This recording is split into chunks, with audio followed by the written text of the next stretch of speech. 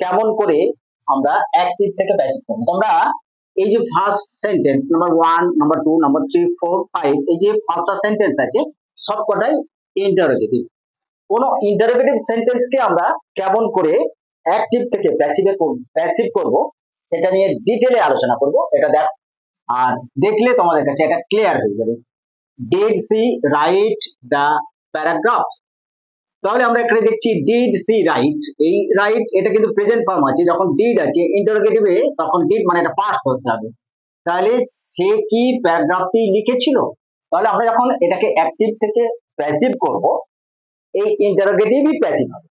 তাহলে আমরা এই যখন দেখবো দা প্যারাগ্রাফ এইটা অবজেক্ট, এটা আমরা সাবজেক্ট হিসাবে নিয়ে আসবো। তাহলে আমি এইটা এইভাবে অ্যাপ্লাই করব দা সরি এক্সট্রিমলি সরি, এটা ইন্টারোগেটিভ। ইন্টারোগেটিভের জন্য আমাকে কি করতে হবে, এই যে আমরা দেখছি ডিড আছে আর দা প্যারাগ্রাফ এটা সিঙ্গুলার আছে, তাহলে এই ডিডের জন্য আমরা ওয়াজ, তারপরে এই অবজেক্টের সাবজেক্ট হবে। ইন্টারোগেটিভের জন্য আমরা ওয়াজ প্রথমেই অ্যাপ্লাই করলাম, তাহলে দা প্যারাগ্রাফ। তারপরে এই যে ভার্ব আছে, আমরা ভার্বটা সব সময় থার্ড ফর্ম অ্যাপ্লাই করব। ভার্ব এটা মেন ভার্বটা আমরা একেবারে third form, write second form, wrote written, এখানে আমরা WRITTEN রিটেন। তাহলে ওয়াজ দ্য প্যারাগ্রাফ রিটেন একটা বাই প্রিপোজিশন, আর এই যে অবজেক্ট আছে এই যে সাবজেক্ট আছে এই সাবজেক্টটা অবজেক্ট হবে। তাহলে সি থাকলে আমরা কি অ্যাপ্লাই করব, আর এটা যেহেতু ইন্টারোগেটিভ আমরা এখানে ইন্টারোগেটিভ মার্কটা ব্যবহার করব। তাহলে did he write the paragraph, তাহলে was the paragraph written by her, এটা নিশ্চয়ই তোমাদের কাছে ক্লিয়ার হয়ে গেছে। তাহলে এটা ইন্টারোগেটিভ প্যাসিভ করলাম। তাহলে এই সেন্টেন্সটা আমরা 2 নম্বর সেন্টেন্সে দেখছি কি উইল দে পারদন দা গিল্টি, অপরাধী, তাহলে অপরাধীকে কি ক্ষমা করবে, তারা কি অপরাধীকে ক্ষমা করবে। তখন আমরা যখন করব এই উইলটা, এটা যেহেতু ইন্টারোগেটিভ উইলের পরে আমরা এই যে অবজেক্টটাকে সাবজেক্টে আনবো, উইল দা গিল্টি এই উইল আছে এটা মডাল ভার্ব, তখন আমরা বি ব্যবহার করব। এটা যদি উইল, এটা যদি শ্যাল হতো, এটা যদি ক্যান বা কুড হতো, তখন আমরা এই প্যাসিভেতে বি ব্যবহার করব। তাহলে উইল দা গিল্টি বি, এই পারদান যে ভার্বটা, এই যে পারদান এটা হচ্ছে আমাদের এখানে মেন ভার্ব, প্রিন্সিপাল ভার্বের আমরা থার্ড ফর্ম অ্যাপ্লাই করব। প্যাসিভে সব সময়তে মেন ভার্বের বা প্রিন্সিপাল ভার্বের থার্ড ফর্ম অ্যাপ্লাই হবে। তো গিল্টি বি, তাহলে এই প্যার ডন আছে ইডি যোগ করলে এটা থার্ড ফর্ম হয়ে যাবে পারদান। এবারে আমরা বাই প্রিপোজিশন ব্যবহার করব, আর এই যে দে আছে এই দে থাকলে আমরা এর অবজেক্ট যখন ব্যবহার করব এখানে দেম ব্যবহার করব, THEM।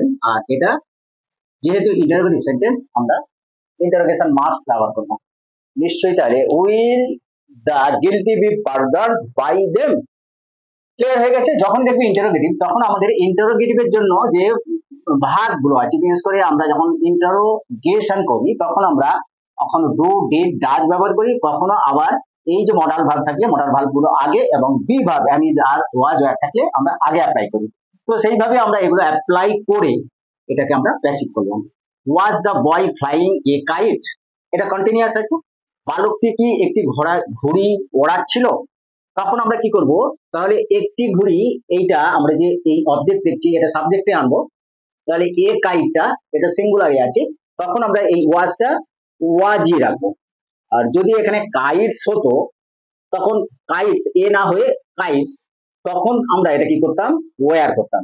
ক্লিয়ার। যখন দেখবো যে আমরা এটাকে সিঙ্গুলার নাম্বারে দেখছি, সিঙ্গুলার হলে তখন আমরা এটাকে ওয়াজ ব্যবহার করবো, যেহেতু এটা পাস্ট কন্টিনিউয়াস আছে ওয়াজ। তারপরে আমরা এই যে অবজেক্ট আছে অবজেক্টটা সাবজেক্টে, তাহলে কাইট ওয়াজ আ কাইট, আর কন্টিনিউয়াস এর জন্য আমরা বিইং ব্যবহার করব। আগের ক্লাসে ডিটেইলে আলোচনা করেছি।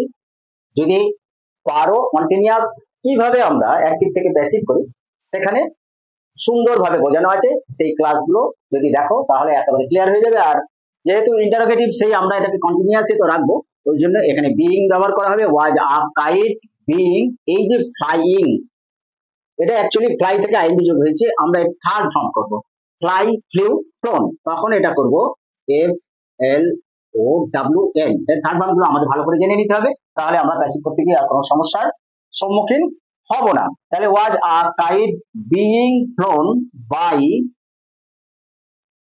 দা বয়, ঠিক আছে, চিহ্ন দিয়ে দেবো লাস্টে।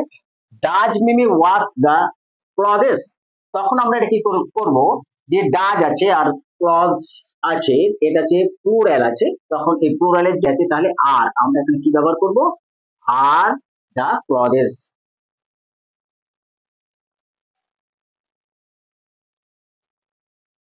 তারপরে কি এই যে ভার্ব আছে ওয়াশ, এই ওয়াশটার আমরা থার্ড ফর্ম ব্যবহার করব ওয়াশড।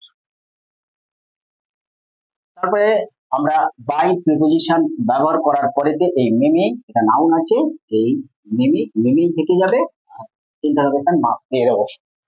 লাস্ট সেন্টেন্স দেখো, has she seen him at the wedding party, has she seen, তার মানে এটা পারফেক্ট টেন্স আছে আর পারফেক্টের উপরে এটা ইন্টারোগেটিভ আছে, তাহলে আমরা এটাকে প্যাসিভ কিভাবে করব, পারফেক্ট থেকে পারফেক্ট অ্যাক্টিভ আছে এবং এটা প্রেজেন্ট পারফেক্ট, তাহলে আমরা এটা কিভাবে এর প্যাসিভ, প্যাসিভ হচ্ছে আমরা এইভাবেই করব।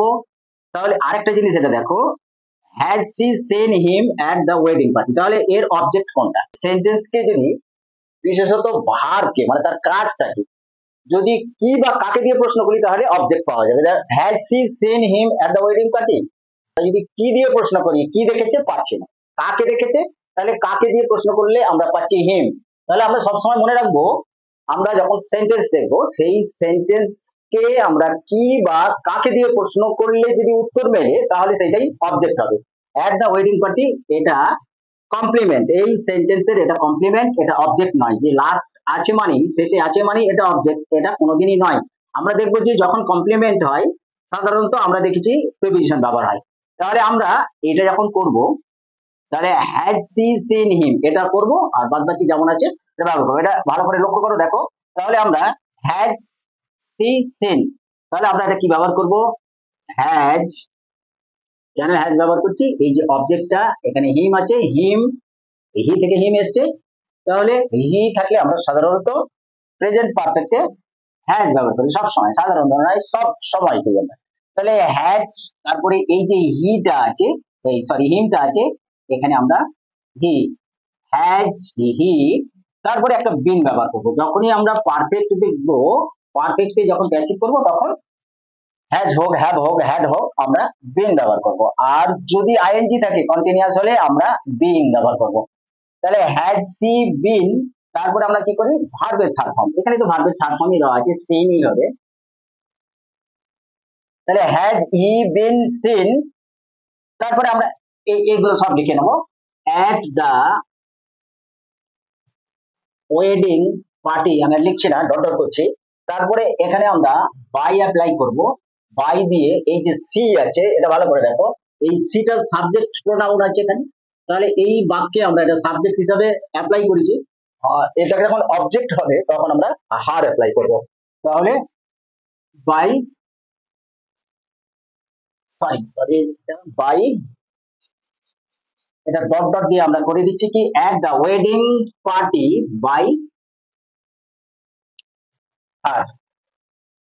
নিশ্চয়ই তোমরা এটা বুঝতে পেরেছো, ক্লাসটা একটু মনোযোগ সহকারে দু একবার দেখো এবং খাতায় নোট করো, তাহলে তোমরা এই ইন্টারোগেটিভ অ্যাক্টিভ থেকে কিভাবে প্যাসিভ করো এবং করবে খুব সহজেই তোমরা এটা শিখে দিতে পারবে। তো আজকে এখানেই শেষ, পরের ক্লাসে অবশ্যই দেখা হচ্ছে, আর নতুন হলে সাবস্ক্রাইব করো, লাইক শেয়ার করতে ভুলো না।